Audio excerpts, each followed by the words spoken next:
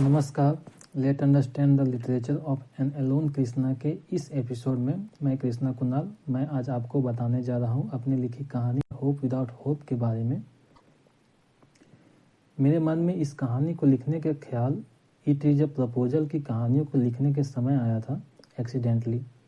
तो हुआ यूँ कि जब मैं इज इट अ प्रपोजल को लिख रहा था तब मैं रोनी के कैरेक्टर के बारे में सोच रहा था कि उसका कैरेक्टर स्केच मैं कैसा करूँ जो बाकियों से अलग लगे।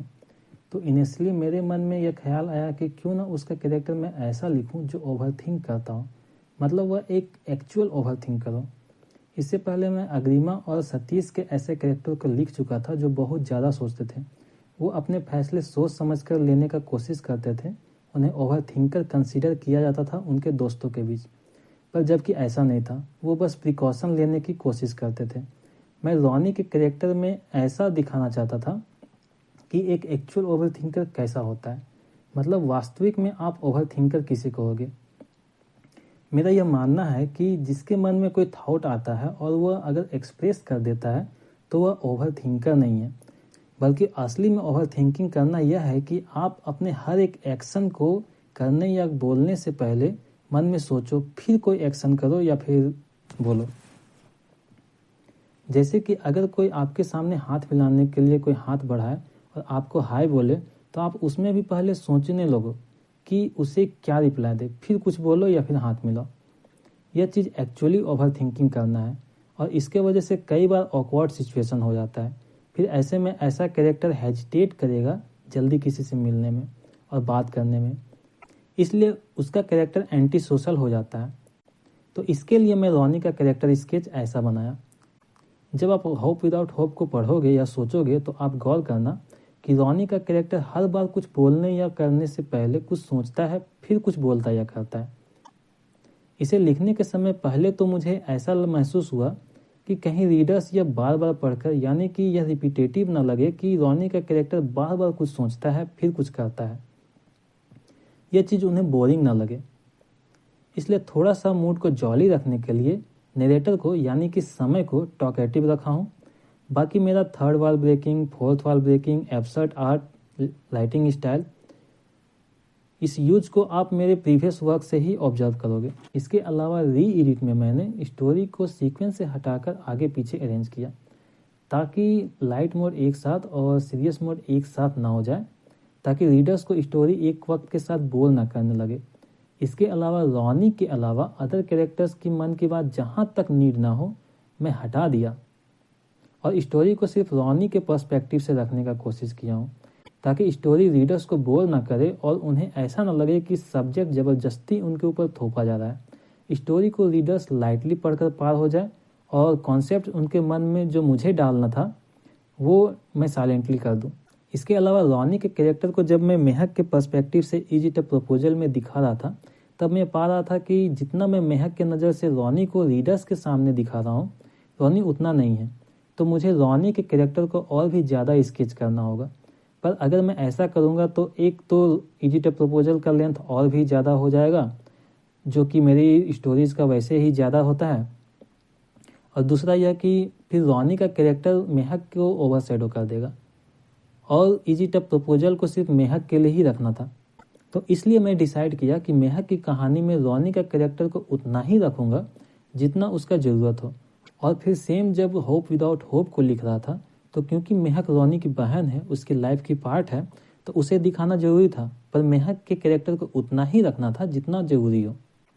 पर इसके अलावा आप जब होप विदाउट होप को पढ़ोगे या सुनोगे तो आप पाओगे कि दोनों कहानी में कहानी का कुछ हिस्सा ऐसा है जो दोनों में है।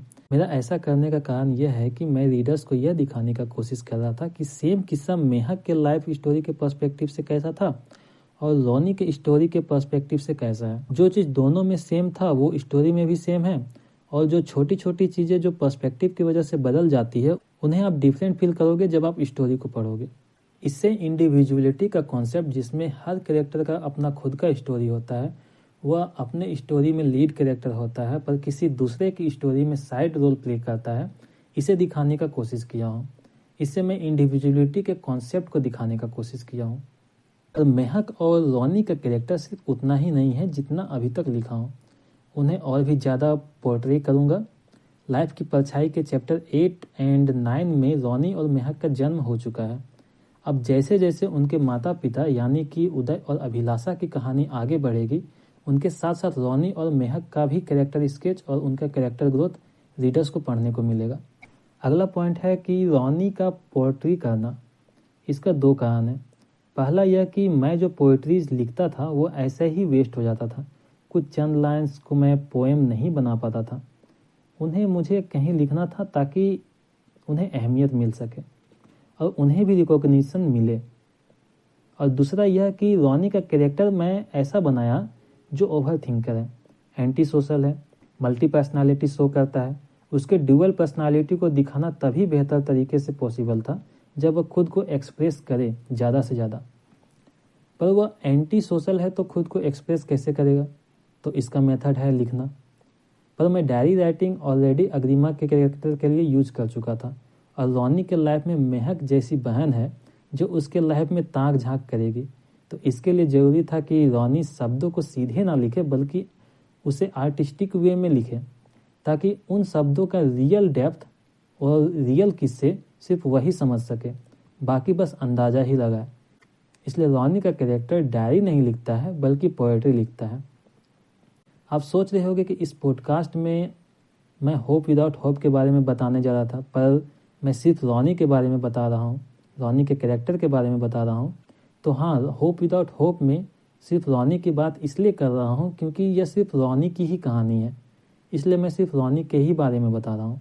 तो फिर स्टोरी का टाइटल होप विदाउट होप क्यों है? तो इसका भी कारण रोनी का कैरेक्टर ही है। रोनी का अपब्रिंगिंग ऐसा हुआ, उसे ऐसा एक्सपीरियंस मिला कि वह इंडिविजुअलिटी का कदर करता है। मैं इंडिविजुअलिटी की बात करता हूँ, पर यह भी मानता हूँ कि अगर हमारे दिल में किसी के लिए कोई फीलिंग हो, उसे वो पसंद करे या ना करे, वो एक्सेप्ट करे या ना करे, पर उन्हें पता होना चाहिए। इसलिए रोनी सतीश की तरह हेजिटेट नहीं करता है।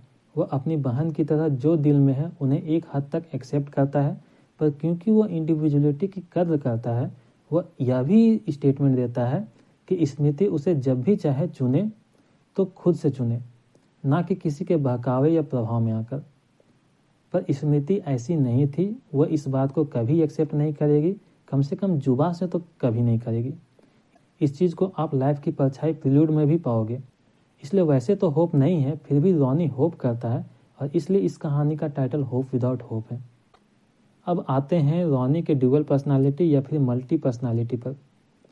तो इसका ड्यूअल या मल्टीपल पर्सनालिटी ऐसा नहीं है कि कोई झटका लगता है अपरिचित मूवी की तरह या फिर मार्वल कॉमिक्स के मून नाइट के कैरेक्टर की तरह और उसका कैरेक्टर बदल जाता है, बल्कि इसका मल्टीपल पर्सनालिटी इससे अलग है।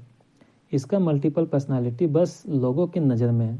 वो अपने नज़र में कुछ और है, महक के नज़र में कुछ और, अपने माता पिता के नज़र में कुछ और दूसरों के नज़र में कुछ और। क्योंकि वह एक रियल ओवर थिंकर है, इसलिए वह जितना खुद को एक्सप्रेस करता है उससे कहीं ज़्यादा खुद में रहता है, किसी आइसबर्ग की तरह। इसलिए लोग उसे जितना कम जानते हैं वो प्रिज्म की तरह उतना उन्हें अलग अलग रंग दिखाता है। मतलब उसका मल्टीपल पर्सनालिटी बस एक इल्यूजन है। उसको लोग कम जानते हैं, इसलिए लोगों की नज़र में रोनी का अलग अलग पर्सनालिटी है। इसके लिए सही टर्म यह होगा कि रोनी मल्टी डायमेंशनल पर्सनालिटी वाला कैरेक्टर है। तो मैं अपनी स्टोरी में इस तरह के मल्टी डायमेंशनल पर्सनालिटी वाले कैरेक्टर को भी टच किया हूँ, जिसे आगे लाइफ की परछाई के बाद हेटिंग लव में भी ज़्यादा अच्छे से पोर्ट्रे करूँगा। Hope without hope it is a proposal story को कंप्लीट करता है। रोनी का जो सिचुएशन होता है उसे देखकर महक अपने लाइफ का डिसीजन लेती है, जिस पर इट इज अ प्रपोजल का पूरा स्टोरी है।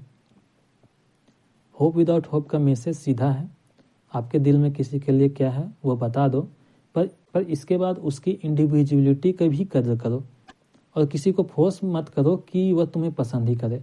मैं उम्मीद करता हूँ कि मेरे इस पॉडकास्ट से मेरी कहानी होप विदाउट होप के बारे में आपको बहुत कुछ जानने के लिए मिला होगा।